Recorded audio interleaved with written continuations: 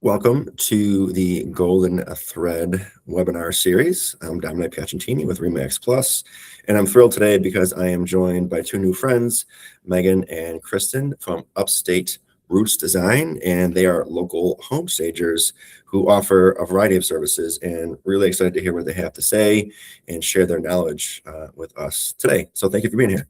Thanks for having us, Dominic. Yeah, well, we'll hop right in, and we'll start with kind of like the big picture. So, many people think that home staging is like decorating, and I'm sure that's a part of it, but that's only a fraction of the type of work that you offer in your services. So, from your perspective, what is home staging like truly, really all about? Yeah, so we always like to say like home staging isn't design at all. It's more of like a science. Design is about creating a home that reflects the homeowner's personality and lifestyle, where home staging is about actually creating a product that appeals to the masses, right? So we're trying to get the most amount of people through your property to view it through its best lens. So every decision we really make is intentional, and it's more strategy. Where with design, it's like we're appealing more to your emotions and how you want to view your home and how you want to feel in your home. This is more about like furniture placement and scale and color and flow. And, we're not decorating for a home seller anymore. We're marketing a product basically. So I would say that's kind of like the main difference between the two. I'd imagine that categorizing as decorating is almost demeaning to the quality of service and the intentionality that you offer with your product and how you present things. Yeah, 100%. Not demeaning. There's a lot of, there is decorating, obviously, because there's little vignettes we put together, but it's really about more of an emotional connection that we're trying to create the minute somebody walks through the door, where they go, oh my goodness, like this house feels like home, or I can envision having my coffee here, or my kids playing over here, or whatever it may be. So, the decorating part is just really way more strategic than it is about viewing the home is beautiful. Yeah. I feel like they're almost two different strategies completely, where you're paying attention to all the things that are going to elate emotion when they walk through that door versus what people can live within. We're not setting up a room to watch TV necessarily. We're setting it up to open up a space and allow people to fully understand what that space offers and the capabilities and opportunities of someone living in it. So it definitely is a different mindset of strategy. Yeah.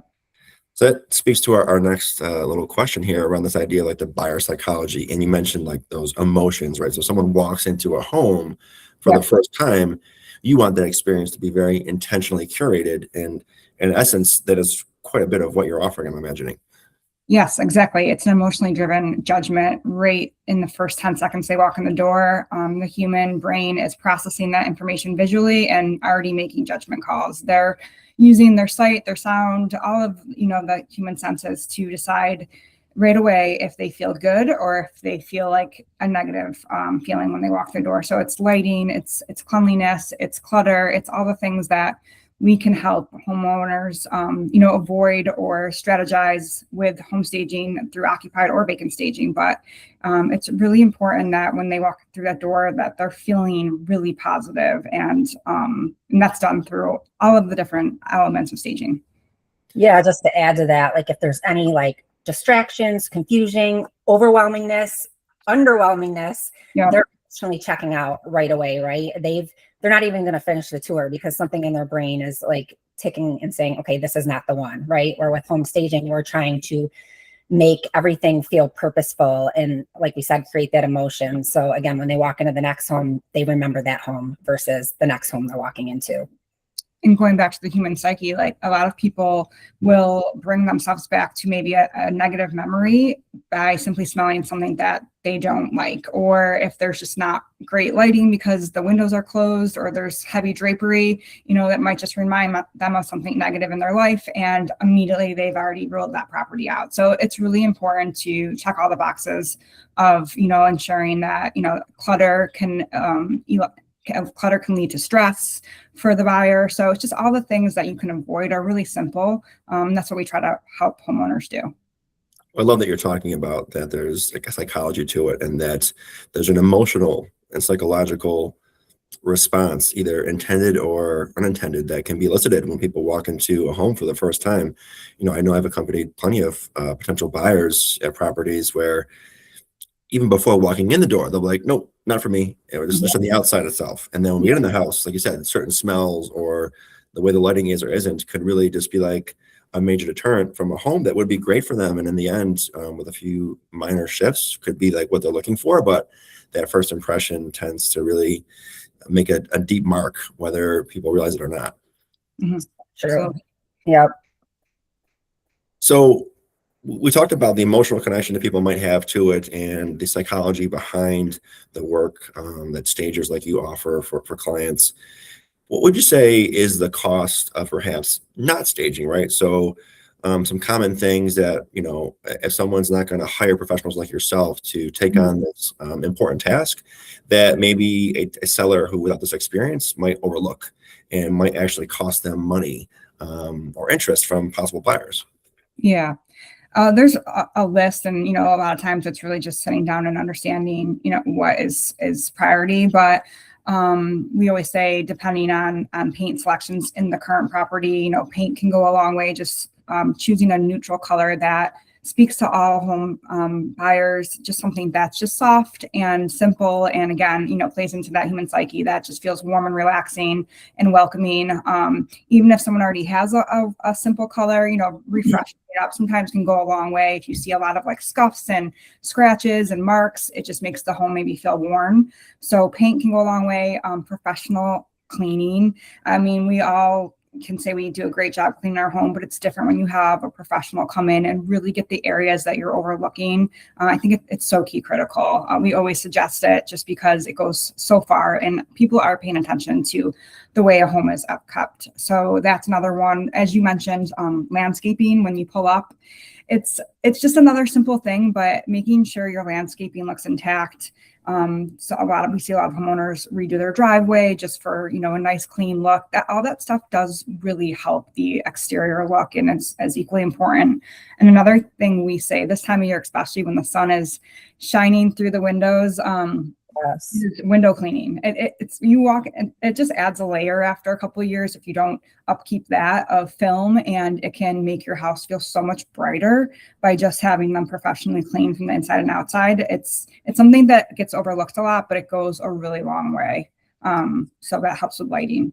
And something so simple with lighting that we see all the time. You walk into a home and they have like all these different light bulbs, even different wattage in the same light. And it just drives us nuts. And as Megan mentioned, like drapery, it's huge. Like, take it off. We know you paid thousands and thousands of dollars 30 years ago because it was custom made. We're not trying to tell you it's ugly. We're just trying to tell you that like it's going to make the home feel dated. It's your personal preference. Take it down. People aren't going to care about the poles still being up. They want to see the light shining in the house. Like, take drapery down. It's huge. Say that a lot, and we get a lot of pushback on it because we're like, well, it'll just be a curtain rod up, and we're like, it's better than you covering the light coming into the home, and they won't even notice the curtain rod as long as they can feel the light, so that's a big one for us. It's like a general perspective too. I think all these things we're talking about is just assuming that buyers will see past things, right? And buyers don't see potential the way that sellers think they do, right? So they see clutter, they see oversized furniture and too much furniture in a room, dark rooms, like deferred maintenance, all of this stuff that we are speaking of, that's when that emotional psyche kicks in and they're like, okay, I can't envision my stuff in here. Like, I can't envision living here. And it's all of these little changes or little investments that go such a long way. Mm-hmm. So we talked about the buyer psychology, but I'd imagine, and you kind of alluded to it without saying it, that there's a psychology of the sellers and, their preferences and their emotional attachment to their paints, their memories, their furniture, their aesthetic. It's all fine and good, but it's not necessarily going to be what the most buyers will want to see or experience. And I'd imagine, that's a part of the work that you're doing too, is managing and helping coach people, sellers, through their own psychological kind of attachments to things as well. So speaking of the sellers, I think most people, when they hear staging, they think of expenses, right? Or preparing the home, it's going to cost. And so there's obviously an element of return on the investment, and folks who are in a position to make updates and to hire services like yours to enhance their listing and enhance the potential purchase price of their home. How do you kind of handle that conversation with sellers and possible clients around like the ROI of your services and getting the home to its best condition to meet the needs of possible buyers?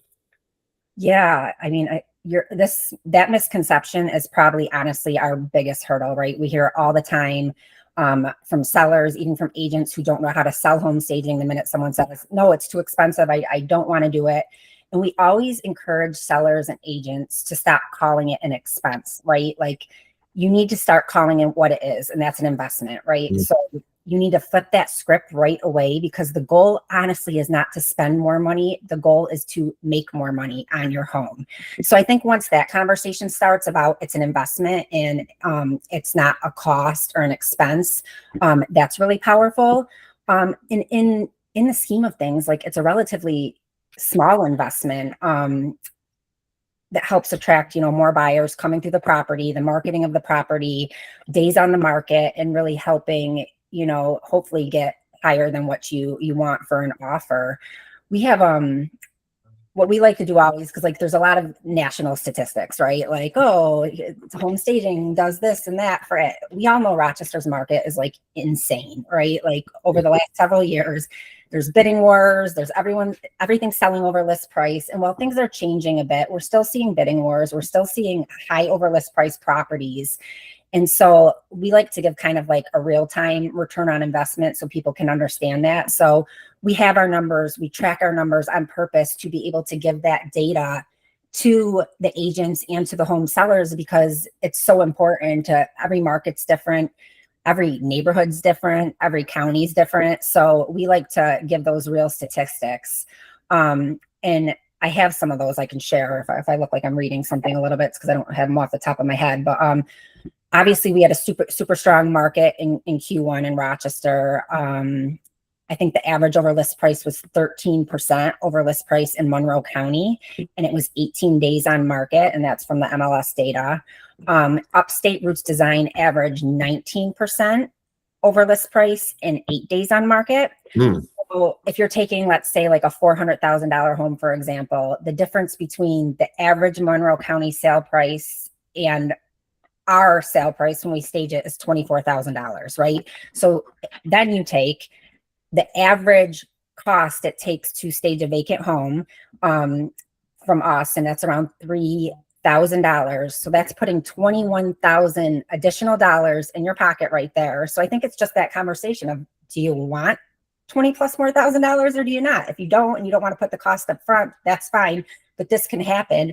And that doesn't even really take into consideration like the value of selling 10 days faster, right? With your carrying costs, the less stress to the seller, all of those huge things. So obviously we have properties that sell for a lot more than 19% and some that sell for less, of course. But I think those numbers are so powerful because it's just showing you exactly what happens in our market with our home staging and with what's happening currently in real estate. Yeah, I love that. I always encourage my sellers to consider staging to some degree, just whether it's occupied or not occupied, to enhance, like you said, the buyer's experience when they walk in. And what a powerful tool for you ladies to market, right? You have those statistics about the average is this, but when you work with us, we can beat that. And who wouldn't want to invest, if they're capable, a small amount to, quite frankly, 5x, 7x, 8x their investment on their final sale price of their home. It seems like an absolute no-brainer and a slam dunk if you're in a position to be able to make that smaller investment for the end returns. And that's like, I think it's an 8-to-1 return on investment. And that's like with our vacant staging costs, our occupied staging costs, which we do more of like a thorough report. We walk your home, we basically give you all of the tools that you would need to stage the home yourself with your own items if we were to come in and do it ourselves. We don't do it for you, but we give you all of those tools, and it's very detailed. Like, get rid of XYZ, move this from this room to this room, set this up this way. So that return on investment is like obviously insanely higher because that cost is, way less than a vacant staged home. So to be clear, that typically it's more affordable for a seller if the home is currently lived in and people are occupying it than is it if it's vacant, because you're adding and bringing in more furniture, more decor or whatnot, more intentionality.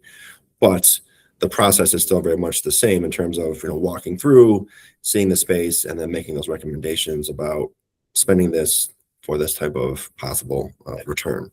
Correct. We're giving you the guidance. It's a little bit two different strategies, but we're giving you the guidance of your own items in your own home versus us saying, starting from a clean slate and saying, okay, we're coming in and we're going to set this up the way that we see it should be, completely from scratch. So I had, determined that we would have like a question on discernment, right? So that, like, not every home needs the same level of service, right? Depending on, some people might be living a certain way or have their home decor in a certain way, or the flow of the home might just really be kind of in line with what sellers might want. So how do you typically, when you're meeting with clients, handle that level of what actually matters versus what maybe doesn't matter as much, and delivering that to clients? Because we said some clients who are sellers are also emotional about their stuff and their home as well. So how do you guys approach that conversation with people? Yeah, exactly. So it's tying into what you just said, with it being an emotional process, and we're very sensitive to that. So truly the answer is every single conversation looks different. Every home buyer is in a different scenario, and we understand that this is a very emotional process. And in some instances, this is one of their largest assets.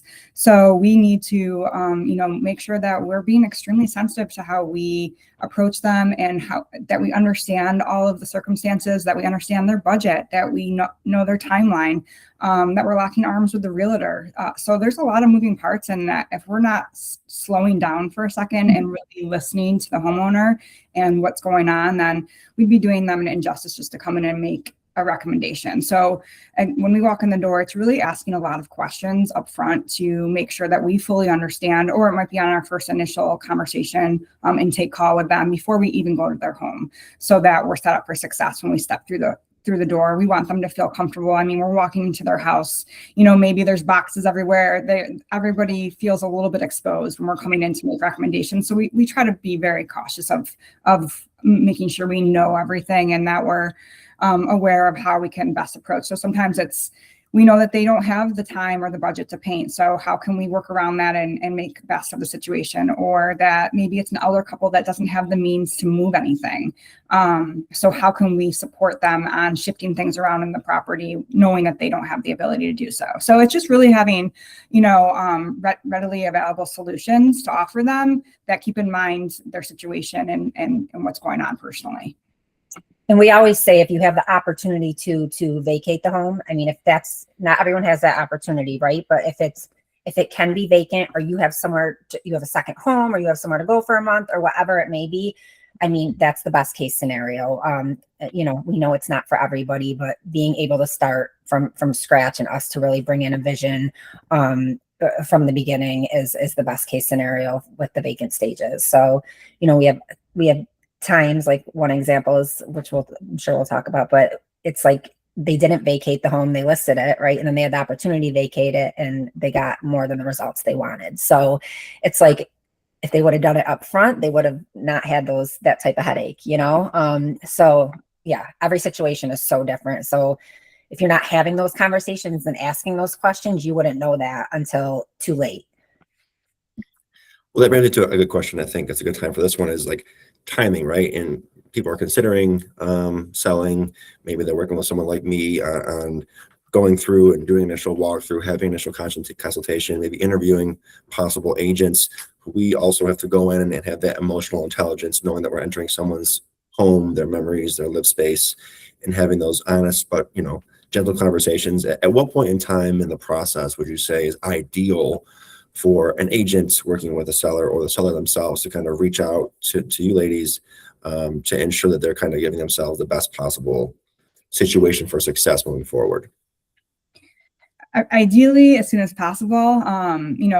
It's hard. This time of year is peak season, as everybody sees, and everybody's super busy, so we're the same. It's harder right now to take on clients last minute. Maybe in December, January, we can fit things in the same week, but it's close to impossible to do that right now. We're generally booking out a few weeks. So as soon as you're starting to have those conversations or thinking about selling your home or thinking about staging services, that's when we say reach out. Because if nothing more, it's just a conversation. We like to reach out and introduce ourselves personally on every single homeowner and client that we interact with. It's important to us. We just want them to feel comfortable with us, so we can take the time to make sure that they understand our process and feel good about it before they even move forward.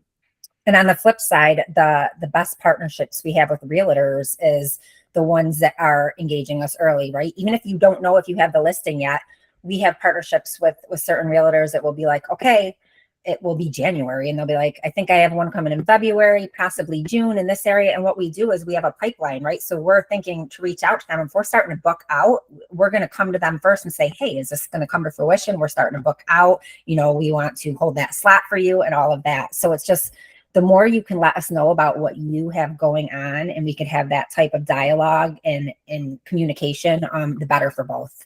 Because a lot of people, as you know, we know the real estate market's crazy, and people come, I need a home stage tomorrow, and don't realize how big the operation is, with a small company, but it's a huge operation. And it's like, we bend over backwards for so many people, but there's just a lot of stuff that we can't do, especially during peak season. So let us know what you have going on. We love to have those conversations. Yeah, we're a boutique business. So, there's only so many projects we can take per week, as we wish we could do them all, but we curate every single property. No property is alike from the other from a staging perspective. So the more that we have time to think through all those decisions and be creative and really understand what's happening, the better. Well, I certainly know that as I work my sphere and continue to grow my business, I'm very much looking forward to getting on that pipeline with you ladies and getting on that schedule.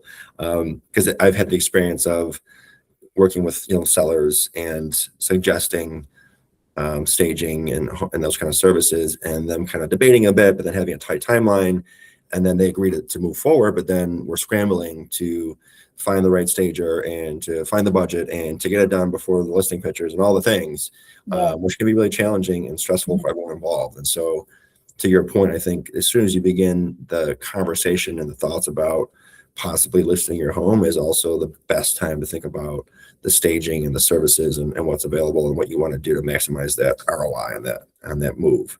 Yeah. And we always share with agents too that, we're here to support you. So bring us in as soon as you need us. I know it's hard sometimes for, agents to sell it to the homeowners, even like with the best sales process. So if you need us to come in and again, introduce ourselves and share our process and just make them feel comfortable with us and what they gain from it, we're always here to support everybody. And it's a true partnership. So, closing question. Love the information. Love spending time with you ladies. If someone's considering selling in the next year, in the coming months, besides getting on the calendar soon, what's one thing that you wish folks understood more about home staging, or understood more about Upstate Roots Design home staging? Well, I think one, what we just were talking about, start earlier than you think you need to. Number one, everything we just touched upon. And I think from a home staging perspective, do your research, right? There's a lot of staging companies out there, and everybody is great in their own right, and everybody has something to offer. We love all of the home staging companies that are up and coming, because it's just showing you how important it is and what an industry it is. And it's only going to become more important as time goes on. But at the same time, you need to do your research and make sure who you're hiring aligns to what you're ultimately looking for your listing. So, are they the best fit for you? Look at their work. Does their aesthetic match what you think you're going to be looking for in your listing? Do they have a website? Are they insured? It's like, there's a lot of crazy things that people don't think about. Like, what's their process? What are their protocols? Do they have things in place that protect you and your seller and all of that stuff? Like we say, we're for a small organization, we run a very mighty business, and it's been from years of experience and years of failing and years of headaches and, learning things we haven't done right and we want to do right. And it's all to better our relationships with the realtors and the sellers. And of course, just us as a business operating So just do your research and make sure that, we have statistics we can give and provide everybody. And we're happy to have all of these conversations to let why we're different. They say you grow through what you go through. Yeah. It sounds like you ladies are in a great spot. Love the data that you're able to share, love the process that you're able to share, love the connections that you're making. And I would encourage anyone listening, we'll be definitely linking how to contact Upstate Roots Design and any time that we share this video or any clips. And thank you both so much for your time today and for sharing some knowledge about the industry and about your services. We appreciate your time as well, Dominic. Thank you.